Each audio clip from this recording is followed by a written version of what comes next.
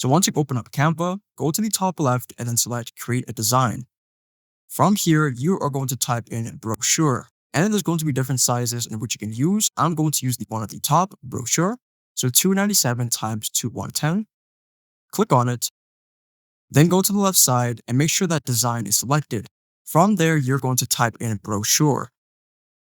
And then from here, you can choose whichever design that you want to use. I'm going to use this one, for example. So simply just drag it and drop it into the canvas. So you can also make some adjustments to your brochure. Go to the left side, then select Uploads. From here, you go to upload a few files. So you're simply going to go to the section where it says upload files, and you're going to choose the images that you want to upload. So these are the images that I chose. I'm going to wait for it to upload first. So once the images are done uploading, you can simply just drag it and drop it into your canvas. And then you can also drag in the other image.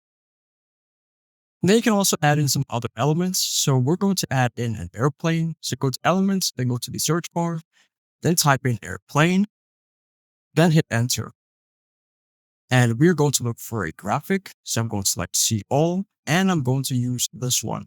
You're simply going to drag it and drop it into your canvas. There you go. That is how you make a brochure.